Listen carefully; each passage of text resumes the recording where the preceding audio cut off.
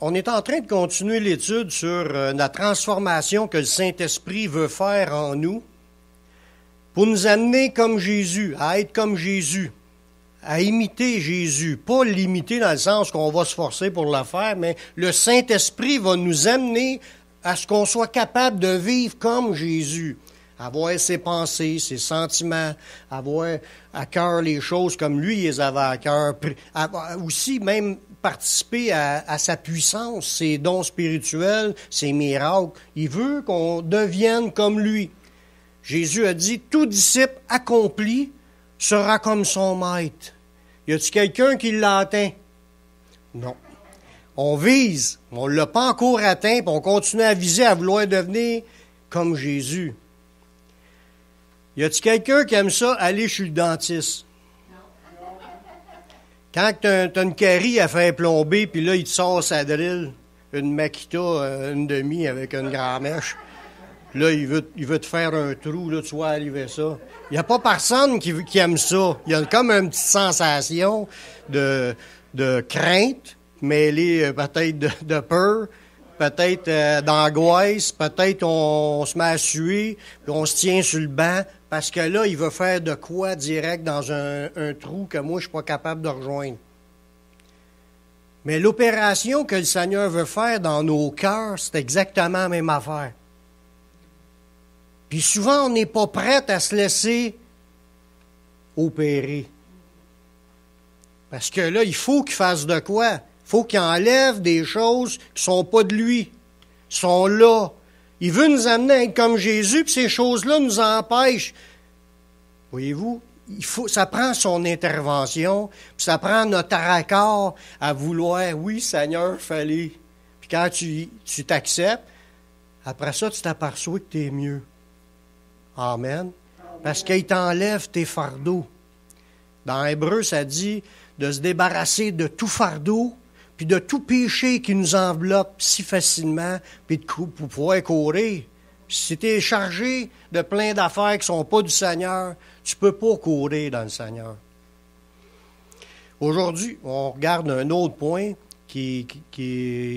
parce qu'il y a plusieurs points qui sont déjà révélés dans la parole sur des choses, des états de cœur que Dieu veut changer. Parce que c'est le cœur de l'homme, c'est là que ça se passe, notre changement, notre transformation. C'est là le combat. Il y a comme des forteresses, il y a des choses qui résistent en nous, parce que notre chair, elle a des désirs qui sont contraires à ceux de l'esprit, puis l'esprit a des désirs contraires à celui de la chair. Puis là, il y a comme un tiraillement entre nous. Puis là, il faut qu'il brise des choses, qu'il nous déracine des choses, il faut qu'il nous déchaîne, parce qu'on est enchaîné. Il faut l'avouer, quand tu es pris dans quelque chose, Jésus, il dit, si tu pratiques le péché, là, ben, tu es esclave du péché. Tu as besoin tes chaînes soient brisées pour que tu sois libre.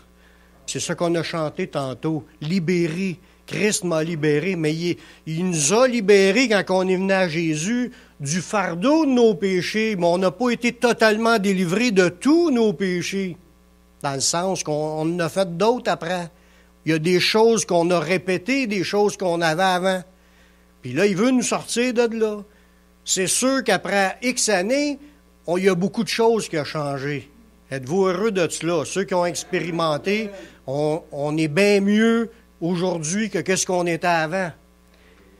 Amen. Aujourd'hui, le cœur, l'état de cœur qu'on veut regarder, parce que Jésus veut faire une opération à cœur ouvert, notre cœur spirituel, notre âme, notre esprit, notre fort intérieur. Il veut nous parler sur les cœurs hypocrites. C'est un état de cœur que tout le monde peut être, mais qui ne veut pas que ça soit. Puis ça, si c'est là, on n'avancera pas pour être changé, pour arriver à être comme Jésus.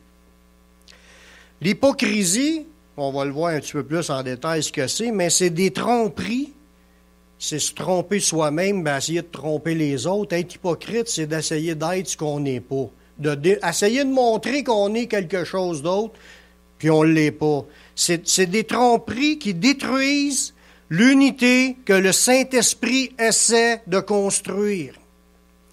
Parce que dans l'Église, on est tous joints par le Saint-Esprit.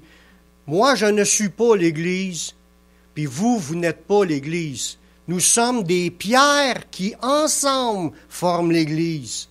On n'est qu'un membre du corps. Nous ne sommes pas le corps à nous tout seuls. J'ai besoin des autres de l'Église pour être joint aux membres de l'Église, pour former le corps et pouvoir voir la gloire de Dieu dans le corps. Puis là, le Seigneur veut nous amener à ce qu'on crée des liens, des jointures, des liens qui vont nous unir. Puis ça, c'est l'amour, mais aussi les liens qui sont par le Saint-Esprit. Puis qu'on va recevoir les uns des autres des bénédictions, l'onction, des touches, des signes, des prodiges, des miracles. Tout se fait dans l'Église, mais les uns avec les autres. C'est un solide assemblage que Dieu veut nous amener à être. Mais quand on vit de l'hypocrisie, c'est des tromperies, c'est du mensonge, c'est de la falsification, c'est de la duplicité, double les langues qui dit une affaire, puis il se revient d'abord et dit d'autres choses. Si c'est dans l'Église, ça détruit l'unité. Y a-t-il aux yeux de Dieu une différence entre ceux qui mentent un peu de temps en temps ou ceux qui sont des menteurs chroniques? Y a-t-il une différence? Non. Pourquoi? Parce qu'une personne qui ment, elle transgresse le commandement de Dieu qui nous dit « Tu ne feras point de faux témoignages ». Fait que tu mentes une fois par jour ou que tu mentes 10 fois par jour, un menteur, c'est un menteur. Il transgresse la parole, le commandement de Dieu, il attriste le Saint-Esprit, puis quand tu as menti à un des frères que tu seras supposé être uni, puis tu as menti à 2, tu as menti à 3, le solide assemblage, il prend des barques, puis là, à un moment donné, il y a des liens qui commencent à se lâcher. On n'est plus autant assemblés. C'est-tu agréable dans une église que l'église soit pas assemblée? Quand l'église parle un contre l'autre, puis tout le monde sont fâchés, puis tout le monde se chicane, tout le monde critique, l'église est loin d'être soudée. Des fois, elle tient juste par une maille. S'il y en a un qui lâche, là, l'église se divise, tout est dispersé, il n'y a plus rien qui marche. C'est pas ça que Dieu veut nous amener. Il ne veut pas nous amener à cet état-là, il veut nous amener à être solide assemblage. N'est-ce pas qu'il est très difficile de faire confiance à quelqu'un qui nous ment? Tout le monde est comme ça. Je ne pense pas qu'il y a du monde qui aime ça, se faire compter des menteries direct dans le visage. C'est vraiment désagréable. Moi, quand quelqu'un me compte, moi, j'étais un gars qui croit, à la base, je crois tout le monde de suite au départ. Mais quand j'apprends que c'est une menterie qui me dit direct d'en face, tu m'auras donné un coup de masse, ça m'aura fait le même effet. Moi, ça me paf, c'est comme si tu me frappes. La Bible, elle parle de cela. Il y a un verset qui dit exactement cela, dans Proverbe 25, le verset 18. Il dit, comme une massue, une épée, une flèche aiguë, ainsi est un homme qui porte un faux témoignage contre son prochain. Ça frappe. Des menteries, ça frappe. Tu peux être un gars extrêmement, dans ton comportement, extrêmement doux, puis être en train de frapper tout le monde tout le temps par tes menteries. Une menterie ici, une menterie là, pif, paf, paf, tout le monde se sent frappé. Des claques, des coups de poing. Ça dérange au niveau de l'unité, n'est-ce pas? Quelle est la limite pour quelqu'un qui s'habitue à mentir?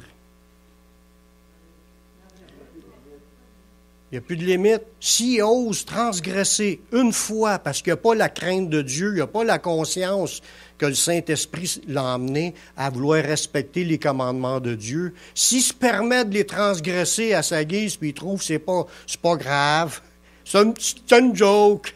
Il t'a frappé un coup de masse, c'est une joke. Il n'y a pas de joke là-dedans. C'est vraiment comme si tu aurais frappé quelqu'un. La Bible, elle dit, puis moi, je le ressens. Je ne sais pas si vous êtes comme ça. La plupart, je pense qu'on est comme cela. Puis si quelqu'un se permet de compter une petite menterie ici, une menterie là, puis c'est des petites menteries vignelles, là, des petites menteries blanches, des petits péchés blancs, là, comme si c'est pas si grave que ça. Mais les commandements de Dieu, c'est ce qu'il y a de plus important. Jésus, il dit, si tu m'aimes, tu vas garder mes commandements. Mais ces commandements, le mensonge, là, vous savez de où ce que ça vient, le mensonge, hein? Ça vient du diable. Un chrétien ne devra jamais mentir, même pas pour se défendre. Quand on se met à se permettre de mentir pour se défendre, pour se trouver des excuses, bien, on est rendu loin on a perdu le fil de notre communion avec Dieu, parce qu'un chrétien devrait être capable d'endurer. Oui, j'ai fait une erreur. Au lieu de camoufler par un mensonge, c'est de laisser le diable direct parler à travers notre bouche pour essayer de nous camoufler. Pensez-vous qu'on est vraiment camouflé devant Dieu? Il ne faut pas oublier que Dieu voit les cœurs pour rendre à chacun selon ses voies. Il dit, tu sèmes, tu vas récolter ce que tu sèmes. Si tu veux vivre dans le mensonge, il ne faut pas s'attendre à ce qu'on soit rempli du Saint-Esprit. Ce qui va arriver, ça va être rempli de Satan. Qu'est-ce qui est arrivé à Ananias et Saphira? Ils ont voulu compter une menterie aux apôtres. Ils ont dit, oui, c'est à ce prix-là qu'on a vendu à la maison. Il dit, comment est-ce que Satan y a-t-il pu remplir vos cœurs au point que tu mentes au Saint-Esprit? Il est en train de mentir à un apôtre, mais quand tu mens à un disciple, tu es en train de mentir à Dieu. Aïe, aïe. C'est pour ça qu'il faut apprendre la crainte de l'Éternel. Oui, Paul l'a dit, parce qu'il y en a qui pensent qu'il n'y a pas de danger. Une fois que tu as accepté Jésus, voilà 20 ans, tu peux vivre dans les menteries, c'est pas grave. C'est pas biblique pantoute. Il dit, c'est pour ça, Paul, il dit, c'est pour ça qu'il y en a plusieurs sont infirmes, malades, d'autres sont morts. Ils ont été frappés par le Seigneur. C'est un jugement, pareil comme Ananias et Saphira sont morts. C'est un jugement parce qu'ils mentaient. Mais dans l'Église, le Seigneur ne veut pas que l'hypocrisie, le mensonge, tout ça, ça soit là. Il veut qu'on marche dans la vérité. Dans Jérémie 17, le verset 10, ça dit, « Moi, l'Éternel, j'éprouve le cœur, je sonde les reins, pour rendre à chacun selon ses voies, selon le fruit de ses œuvres. » On récolte ce qu'on sème, mais ce qu'on voit là-dedans, c'est que Dieu voit tout ce que tu penses. Fait que quand tu dis des menteries, pensez-vous que Dieu s'en rend pas compte? Oui, il s'en rend compte. On pense pas qu'il s'en rend pas compte. Oui, il s'en rend. L'hypocrisie, quand on regarde ça en étudiant la Bible, le mot hypocrisie qu'il y a là, dans la Bible, ça veut dire hypocrisie ou dissimulation. Ça, c'est ce que Louis II a donné comme mot français pour remplacer ce mot-là. Dans les différents sens, pour le comprendre, j'en ai déjà parlé un peu, c'est celui qui répond. Mettons, là, quelqu'un dit de quoi, mais l'autre se fait passer pour l'autre, puis il dit l'affaire comme si ça venait de lui. Ou c'est une réplique. Quand tu apprends un texte, mettons, faire une pièce de théâtre, tu apprends un texte, tu imites le personnage que tu veux jouer, puis tu dis des choses pour faire à semblant que c'est toi, ce rôle-là. Le rôle d'un joueur de théâtre, c'est ce que aussi le sens, c'est ce que je suis en train de vous dire, ou dissimulation puis hypocrisie. Hypocrisie, c'est comme si tu serais un acteur. Tu es un hypocrite. Tu essaies de te faire passer puis ce que tu n'es pas. Tu vas dire des affaires pour te justifier ou des affaires pour te valoriser, parce qu'il y en a qui inventent des menteries. Si tu le questionnes, savoir ce qu'ils ont fait, ils ont fait ci, ils ont fait ça, ils ont gagné ci, ils ont gagné ça pour se rehausser dans leur valeur. Mais en réalité, c'est du mensonge carrément. Ils essayent de se montrer ce qui n'est pas. Puis ça, c'est péché devant Dieu. Dieu sonde le cœur des gens, puis il voit les gens vrais et les faux. Parmi ceux qui se disent hommes de Dieu et ceux qui ne le sont pas, les faux sont des hypocrites. Parce que tu regardes les religions, là, il y en a tellement de religions, puis ils ne suivent pas tout le chemin de Jésus, là, puis ils se disent hommes de Dieu. Donc, c'est tous des acteurs. S'ils ne sont pas un homme de Dieu, ils ne sont pas nés de nouveau, ils ne connaissent pas ça, là, que le salut est par Jésus qui est mort pour nous, tout ça, puis s'ils ne croient pas en la vérité, ils ne sont pas sauvés, puis ce n'est pas des hommes de Dieu. On les regarde, ça parle, sont drettes comme une barre, puis ils ont tous les cheveux bien coupés, avec tout bien des babioles suspendues tout le tour, puis ça se promène, puis ça dégage une odeur d'encens. Ça a de l'air sain au bout, mais c'est pas tu le questionnes, puis c'est pas la doctrine de la parole de Dieu, puis il s'est pas repenti pour accepter Jésus. C'est pas un enfant de Dieu, c'est pas un homme de Dieu. Même s'il se pense, c'est par ignorance peut-être, ou par hypocrisie, parce qu'il veut montrer qu'il est ce qu'il n'est pas, puis il ne sait pas comment, puis en tout cas, pourquoi ils font cela, je ne le sais pas. Quand tu vas lire la Bible direct à la source, tu t'aperçois rapidement c'est quoi qui est vrai, c'est quoi qui n'est pas vrai. Mais il y en a qui veulent vivre cela, puis ont développé des religions, puis ils ne sont pas des enfants de Dieu. Ils font en semblant. Le Seigneur nous a donné des pistes. Mais là, on ne les verra pas toutes, juste quelques-unes, juste pour nous donner une idée des pistes que les gens faux mettent l'accent sur les apparences. Ils font leur action pour être vus des hommes. Le but n'est pas le bon. Ils ne sont pas là pour la bonne affaire. Ils ne comprennent pas le vrai sens d'un vrai enfant de Dieu. Jésus les a reprochés aux gens religieux de l'époque qui faisaient semblant d'être des représentants de Dieu. Dans Matthieu 23, le verset 5, il a enseigné qu'ils font toute leur action pour être vus des hommes. Ainsi, ils portent de larges phylactères, ça c'est puis de longues franges à leurs vêtements, blablabla, il en met. Jésus il a expliqué ça, puis il dit ça, c'est du tape à l'œil. C'est pas être vrai. C'est une des caractéristiques. Ils font les choses, tu regardes les religions, la photo dans le journal, ils ont fait un don, ils montrent le chèque, le montant, ils sont fiers. Ils ont déjà leur récompense. Il y a quelque chose que le monde qui ne connaissent pas Dieu, ils ne connaissent pas la parole de Dieu, puis ils font ça naturellement, puis naturellement, ils répètent ce qui se passait dans le temps de Jésus. Quand tu parles à un gars ou une personne, on ne sait pas vraiment ce qu'il y a dans leur cœur. On écoute la personne, ce qui sort de sa bouche, puis on peut croire à ce qu'elle dit. Tu ne sais pas ce qu'il pense dans son cœur, mais Dieu le sait. C'est pour ça qu'il est important de faire attention aux gens qui nous parlent. Dans Matthieu 23, le verset 27 à 28, ça dit, c'est Jésus qui parle encore aux gens qui voulaient dénoncer. « Malheur à vous, scribes et pharisiens hypocrites. » Voyez-vous, Jésus les appelle des hypocrites, des acteurs. « Parce que vous ressemblez à des sépulcres blanchis. » Savez-vous, c'est quoi un sépulcre blanchi?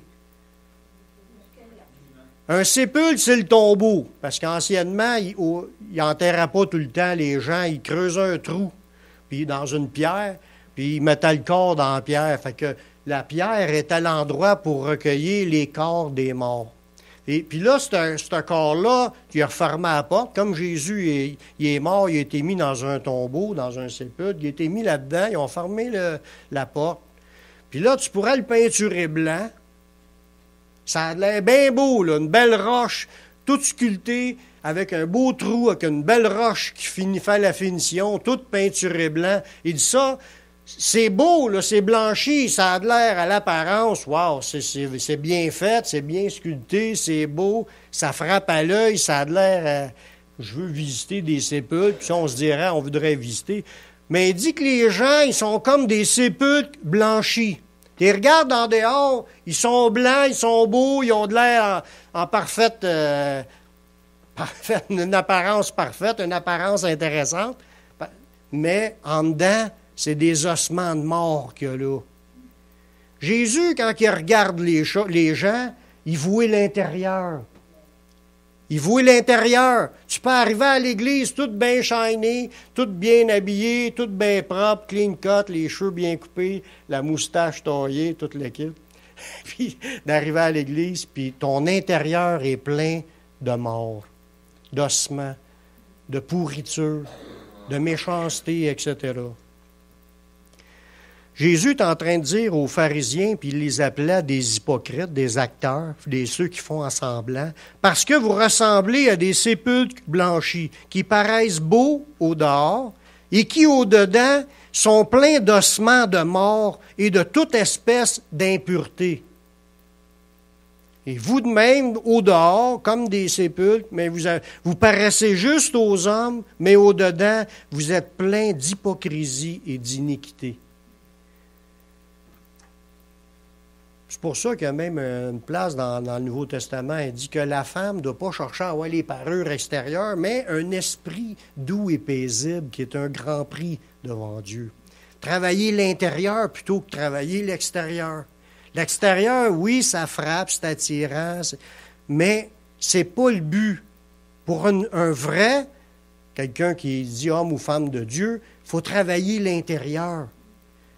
C'est là que tu démontres que tu es un vrai. Sinon, Jésus nous regarde et il nous traite d'hypocrite. Puis l'hypocrisie, un autre piège, un autre danger que ça amène, là, puis c'est pas léger. Vous allez le voir dans comment Jésus a dit ça. Il dit l'hypocrisie, ça mène à l'orgueil que Dieu condamne. Parce qu'il y a des états d'orgueil dans les humains que Dieu condamne. Le verset, vous l'avez entendu, Dieu résiste aux orgueilleux, puis il fait grâce aux humbles. Quand les gens cherchent à paraître ce qu'ils ne sont pas, c'est parce qu'ils veulent s'élever. Moi, jamais je fais ça, moi. Mais là, quand tu dis ça, puis tu te penses de même, tu es dans l'orgueil. Tu es dans l'orgueil qui va être condamné par Dieu, que Dieu résiste aux orgueilleux. Dans Luc 16, 15, Jésus explique cette idée-là. Jésus leur dit, vous cherchez à paraître juste devant les hommes, mais Dieu connaît vos cœurs. Voyez-vous l'opération qu'il faut que Dieu fasse dans leur cœur comme dans le mien. Dieu voit le cœur, puis il regarde le cœur, il ne regarde pas les apparences. Il dit, ce qui est élevé parmi les hommes est une abomination devant Dieu. Chaque fois que vous voyez quelqu'un qui s'élève, puis qui se pense bon, puis il se pense supérieur, puis il compte des menteries pour montrer qu'est-ce qui n'est pas, parce qu'en réalité, devant Dieu, on est tous des pécheurs, puis on est tous des gens qui ne méritent rien, puis on devrait tous marcher comme dans l'humilité. Quand les gens s'élèvent comme ça, puis qu'ils en mettent pour épater les copains, pour éblouir les gens de la salle, là, mais il est en train de monter en orgueil. Puis ça dit dans ce verset-là, ce qui est élevé parmi les hommes, c'est une abomination devant Dieu. Dieu, il n'aime pas l'orgueil. Il ne veut pas qu'on se pense, en tant que chrétien, qu'on se pense qu'on a atteint des niveaux. On n'a pas atteint de niveau. On n'est encore pas rendu au niveau qu'on vise. Voyez-vous? On n'a pas à se péter les bretelles pour se penser meilleur. Puis quand on se pense meilleur, on est en train de jouer un autre rôle que qu'est-ce que nous sommes vraiment devant Dieu. On est en train de s'afficher comme quelqu'un qui l'a atteint ou qui est supérieur. C'est de l'orgueil, c'est une abomination devant Dieu. Malheureusement, la Bible dit qu'il y a aussi de l'hypocrisie dans l'Église. C'est pas moi qui l'ai inventé. Je vais sortir quelques versets qui en parlent. Puis ça, c'est pas pour qu'on regarde les autres, c'est pour qu'on se regarde soi-même, qu'on s'examine soi-même. Qu'on en regarde, ça m'arrive-tu, moi, d'être orgueilleux, puis de me vanter ou essayer de... Oui, ça m'arrive. Je dirais pas que ça m'arrive pas, parce que si je dirais que ça m'arrive pas, je suis déjà dans l'orgueil. Ça nous a tout arrivé de dire de quoi pour essayer de se monter un peu. Ça, c'est de se monter pour montrer qu'est-ce qu'on n'est pas. Il n'y a rien de ce qui sort de nous qui est de valeur aux yeux de Dieu, sauf ce que le Saint-Esprit produit en nous. Ce que la chair fait, ça ne sert à rien. C'est zéro devant Dieu. Fait que notre chair, elle n'a aucun sujet de se vanter ou de se glorifier. Dans l'Église, là, je parle. Il y a des gens qui trompent les autres, qui mentent, qui dissimulent, qui mettent des masques, qui utilisent des manigances pour se camoufler. Tout ça, là, c'est des formes d'hypocrisie. On a tous des moments que ça nous arrive. Puis si on pense que ça ne nous a pas arrivé, on est encore en train de se mentir à nous-mêmes. Puis si on le dit de notre bouche, on est en train de mentir aux autres. Parce que ça arrive à tout le monde de se montrer. Comment ça va, mon frère? Super. En réalité, tout le long, on s'est plaint en char que ça allait mal. On est déjà dans le mensonge tout le long. C'est vrai, là. C'est-tu vrai ou c'est pas vrai? Il faut réaliser, puis il faut changer, parce que ça, si on reste comme ça, on ne pourra pas être comme Jésus. Il faut être vrai. Il ne faut pas se mentir les uns aux autres. Il faut être vrai. Il faut dire les vraies affaires. On n'est pas obligé de dénoncer notre liste de péchés à tout le monde. Là. C'est pas ça qui est l'idée. C'est, oui, ça va bien par la grâce de Dieu, mais j'ai des petites affaires, mais je les ai mis dans les mains du Seigneur. Faut pas que tu en mettes trop, tu sais. Faut que tu dises les vraies affaires. Dans la Bible, ça nous parle d'un exemple d'un apôtre qui a été repris pour de l'hypocrisie. Vous allez voir c'est quoi un peu le jeu de l'hypocrisie dans l'Église. Dans Galates, le chapitre 2, le verset 11 à 14. C'est l'apôtre Pierre qui a été repris par l'apôtre Paul, puis il faisait des manigances. Mais il ne s'en rendait pas compte. Ça a pris que Paul le reprenne. Ce n'était pas dans le but de le rabaisser, c'est dans le but de marcher selon la vérité. On est des vrais, on n'est pas des gens qui dissimulent des affaires. Dans Galates 2.11, ça dit « Mais lorsque Céphas vint à Antioche, je lui résistai en face, parce qu'il était répréhensible. » Ce qu'il faut arriver à comprendre, c'est que Paul, il ne voulait pas se montrer supérieur, mais Paul voulait que les choses, qu'on marche droite en tant que chrétien. Puis, à cause que c'est le nom du Seigneur qui est en jeu, Paul l'a résisté, mais c'était pas par orgueil, c'était pour dans le but de le redresser. Il savait aussi que Pierre, c'est un apôtre. Il a sûrement appris à être enseignable, puis de pouvoir écouter, tu sais, puis de vouloir, oui, c'est vrai, j'ai pas pensé à ça, puis tu as raison. C'est l'humilité qui va nous faire répondre comme ça, comme qu'on peut répondre que c'est qui que t'es pour venir me dire quelque chose. Ça c'est une réponse d'orgueilleux. Au verset 12. En effet, avant l'arrivée de quelques personnes envoyées par Jacques, des Juifs, ils mangeaient avec les païens. Mais quand ils furent venus, les chrétiens juifs, il s'esquiva, il se tint à l'écart, par crainte des circoncis, parce que là, il ne voulait pas que les Juifs chrétiens circoncis le voient, lui, Paul, en train de manger avec des païens. Il mangeait avec des païens, mais quand les autres sont arrivés, il est allé se cacher. C'est pas une grosse affaire. C'est juste le principe de pas de faire de dissimulation ou d'hypocrisie, de faire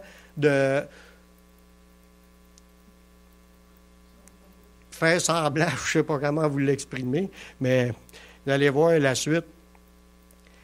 Avec lui, les autres Juifs usèrent aussi de dissimulation. Ça veut dire que Pierre, lui, est allé se cacher, pas se montrer, il était avec les Juifs, qu'il était avec les païens, puis les autres Juifs qui étaient avec, ils l'ont suivi puis embarqué dans le même trip.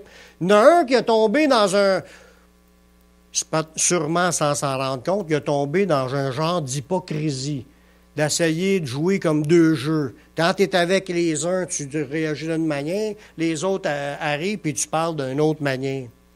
Puis ça l'a entraîné d'autres chrétiens, parce que quand on pêche, ça en entraîne d'autres aussi dans nos péchés. Ça dit, ils usèrent aussi de dissimulation, en sorte que Barnabas même fut entraîné par leur hypocrisie. Ça dit que Barnabas, lui aussi, qui était un compagnon de service de Paul, il avait été entraîné par leur hypocrisie. Il a fait la même affaire. Puis là, tu vois le motif de Paul quand il l'a repris. Il dit, voyant qu'il ne marchait pas droit selon la vérité de l'Évangile, je dis à Céphas, en présence de tous, là, il a expliqué des affaires. Mais voyant qu'il ne marchait pas droit selon l'Évangile, voyez-vous, c'est quoi les attentes de Dieu pour nous? Il veut qu'on marche d'une manière droite. À cause de l'Évangile, il ne faut pas mentir, il vivre l'hypocrisie. Il ne faut pas faire à semblant, puis de jouer des jeux, puis des manigances, pour essayer de se vanter. Tous ces scénarios-là, il faut oublier ça. On est tous des pécheurs sauvés par grâce, puis il n'y en a pas un qui est meilleur qu'un autre. Puis ça nous dit dans la Bible de regarder les autres comme étant au-dessus de nous. Il faut tous voir les autres comme étant au-dessus, puis on n'a pas à essayer de se prouver qu'on est quelqu'un. Dieu regarde les cœurs, puis c'est ce cœur-là qu'il veut voir en nous. Un cœur humble, un cœur ordinaire, un cœur vrai, pour dire les vraies affaires. Être un menteur ou un hypocrite peut nous amener à être nommés faux prophètes. Parce qu'il y a des gens, je critique pas personne, puis je vise pas personne, mais il y a des gens qui disent « Ainsi parle l'Éternel », puis Dieu ne les a pas parlé. Pour se valoriser, pour montrer qu'ils sont spirituels, peuvent faire par l'apparence des longues prières. Puis ça a toujours été, ça là. C'était là dans le temps de Jésus. Jésus l'a reproché aux pharisiens. Ils font pour l'apparence de longues prières. Ils font à semblant. On n'est pas là pour faire à semblant. Il y a eu une époque quand les gens ils avançaient en avant pour se faire prier pour eux autres, mais les gens tombaient à terre. Tout le monde se jetait à terre. C'était comme rendu la mode de tomber à terre. Mais ça ne veut pas dire que tout le monde tombe à terre parce qu'il avait été rempli du Saint-Esprit, puis que c'est Dieu qui les a jetés à terre. C'est parce qu'un autre tombe à terre, lui aussi se jette à terre. Tout le monde se jette à terre pour faire comme les autres. Mais en réalité, c'est quand c'est pas vrai, c'est de la dissimulation, c'est de l'hypocrisie, c'est un rôle d'acteur, on fait semblant. C'est pas de Dieu. On n'a pas à faire semblant qu'on a été béni ou faire semblant qu'on est rempli si on ne l'est pas. On est comme qu'on est, faut être vrai. Si tu en as trop, puis tu commences à inventer des affaires, tu peux te faire appeler faux prophète.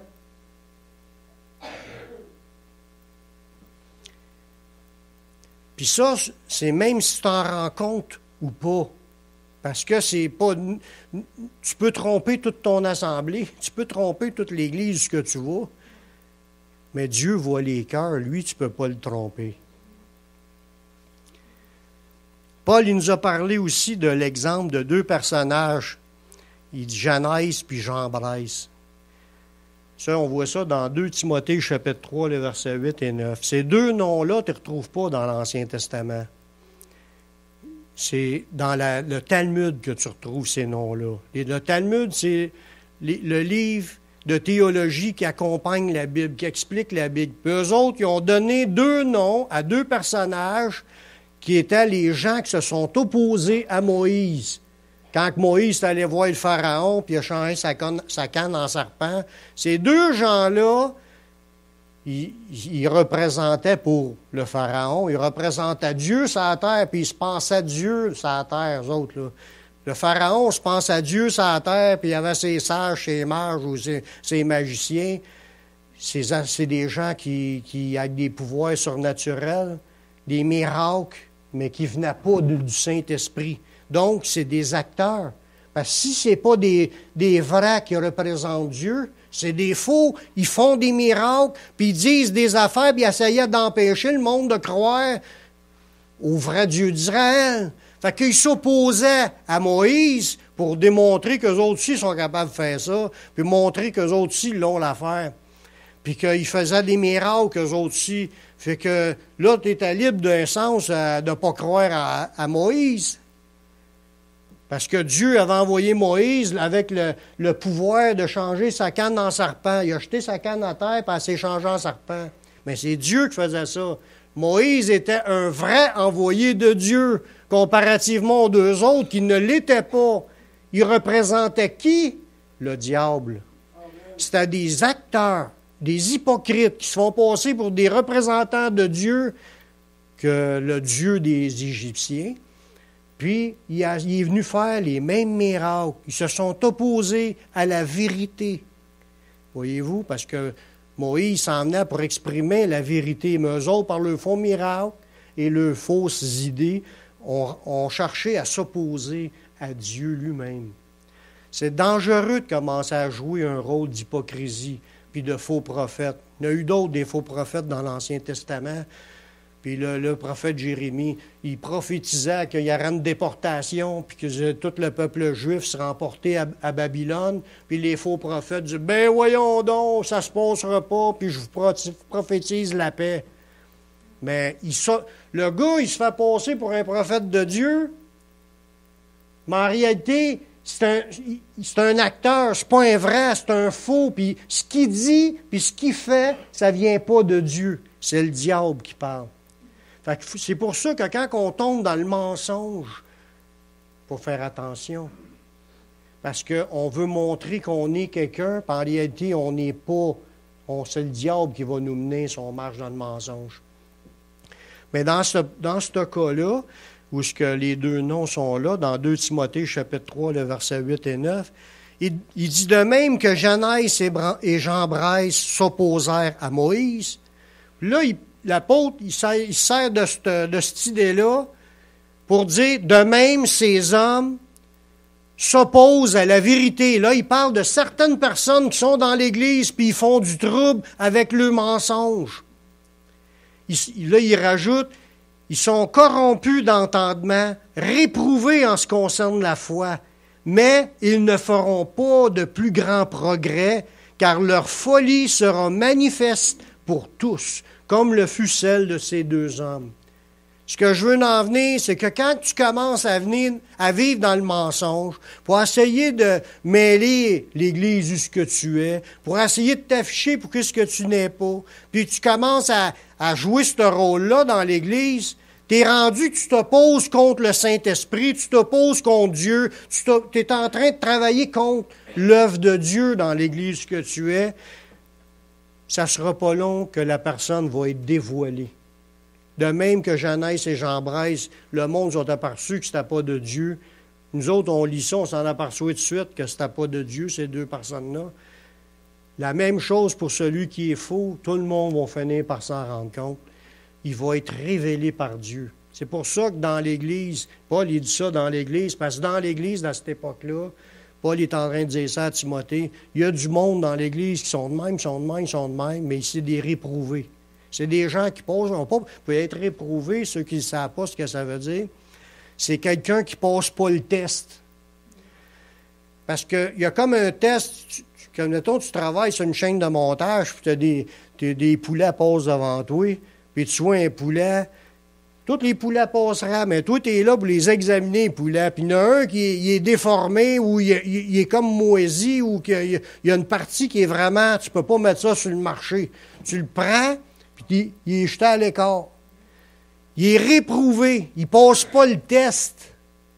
Mais Paul est en train de dire qu'il y a des gens dans l'Église qui n'ont pas passé le test, puis c'est des gens réprouvés. Ils peuvent continuer à rester dans l'Église, faire semblant que c'est des chrétiens, puis leur vie, leur parole, c'est de travailler contre Dieu. Mais Dieu dit, de même que Janès puis Jambres, ils ont été reconnus, puis le monde a su que ce n'était pas de Dieu, de même les faux dans l'Église, ils vont être dévoilés. Dieu ne veut pas que ça reste là. C'est pour ça qu'il travaille dans nos cœurs pour essayer de déraciner ça. Il ne veut pas qu'il y ait un petit élan d'hypocrisie, de mensonge qu'on se permettrait. Parce que l'ennemi sert de ça après ça pour faire du ravage. Il faut prendre garde. Les tromperies deviennent de plus en plus grandes aujourd'hui. Ce n'est pas des farces, ce que je vous dis là. Nous avons la plus grande banque de tromperies qui a jamais existé, puis elle est sur Internet. Des mensonges, des fausses doctrines, de la fausseté là, visuelle, des vidéos trafiquées, toutes sortes d'affaires, avec des doctrines fausses, puis tout, là, tu sais, pour tromper tout le monde. On est dans une époque où ce que la tromperie, c'est ce qui est à son maximum. Ça n'a jamais été aussi fort que cela. Puis il y a plein de chrétiens qui disent des amen à des affaires qui ne sont pas de Dieu du tout. On ne devrait jamais toucher à ça. On ne devrait même pas on va le voir, il y a même un verset qui dit ne même pas leur parler de les fuir et s'éloigner du monde qui ment. C'est pas de Dieu. C'est pas des petites menteries vignelles. Un mensonge ou une fausse doctrine, c'est faux. Faux, c'est faux prophète, faux docteur, un ouvrier trompeur. C'est rempli de même d'ouvriers trompeurs sur Internet. C'est pas des farces. Il faut faire attention et nous détourner de la vérité.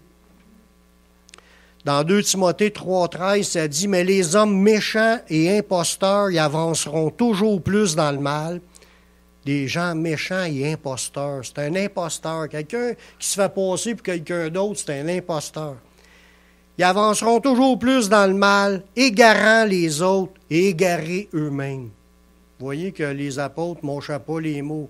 Si blanc, c'est blanc, mais il disait blanc. T'es un égaré, bien il disait que t'es un égaré.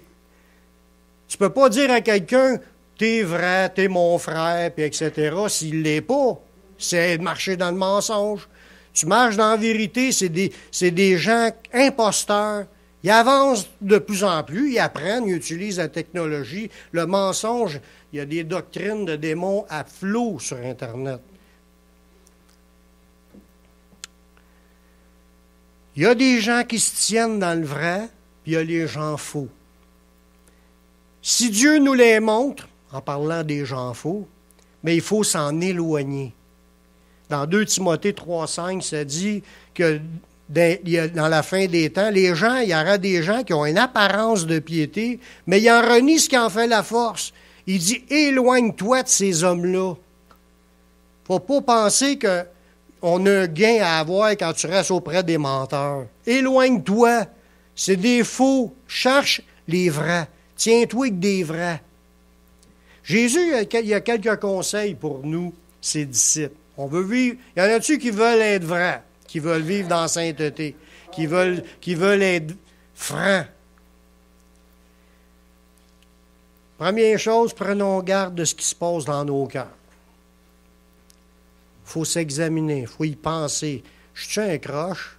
J'ai-tu des pensées que je me laisse aller à des pensées de menterie? Est-ce que j'ose laisser dire des menteries par ma bouche? Il faut s'examiner. Si on ne s'examine pas, on ne changera pas. Si tu t'examines et tu dis oui, c'est vrai, ça m'arrive, confesse-le au Seigneur, demande pardon au Seigneur, demande au Seigneur qu'il te délivre de cela, puis il va le faire. Parce que Dieu, il est fidèle et juste pour nous pardonner, puis nous purifier de toute iniquité. Amen. Amen. Lorsqu'on sert le Seigneur, il faut examiner nos motifs afin de ne pas attrister le Saint-Esprit. Tu veux qu'il t'emmène là, mais si tes motifs ne sont pas purs, ça ne marchera pas, tu vas passer pour un hypocrite. Dans Matthieu 6,5, c'est ce que Jésus il a expliqué encore là-dessus, sur l'hypocrisie. Il dit, lorsque vous priez, ne soyez pas comme les hypocrites. Voyez-vous? Qui aiment à prier debout dans les synagogues au coin des rues pour être vus des hommes. Je vous le dis en vérité, ils reçoivent leur récompense.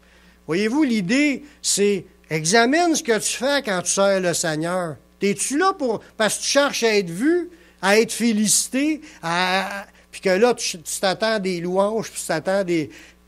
Si tu es de même, là, tu es en train de t'enfler d'orgueil. Puis si tu es rendu que tu penses que tu as atteint quelque chose, puis en réalité, on ne l'a pas atteint, on se ment à nous-mêmes. Il dit, il ne faut pas être comme les hypocrites. On n'a rien à prouver à personne. Quand on prie, c'est demander direct à Dieu ce qu'on demande, court, net et précis. Ça ne donne rien d'en mettre, puis des tirer à prière pendant une demi-heure pour rien. Ça ne donne rien. Jésus, quand il a enseigné la prière du Notre Père, puis quand il demande, mettons, le sujet pour demander à avoir du pain aujourd'hui, il a-tu fait une prière d'une demi-heure? Il a juste dit, donne-nous aujourd'hui le pain de ce jour. Juste court, net et précis. Chaque sujet, c'est des cours nets et précis. Il faut s'habituer à cela. C'est sûr que c'est pas évident parce que des fois, on aime ça d'en mettre pour montrer qu'on est capable de prier et qu'on a un beau vocabulaire. Puis t'aimes ça. On fait des poèmes, puis il y en a qui font des rimes, puis il y en a qui font des prêches dans leurs prières, puis il y en a qui ils critiquent aussi dans leurs prières. Ils se plaignent. Ils se plaignent. Je ne vise pas personne, je vais juste le dire pour qu'on se rende compte.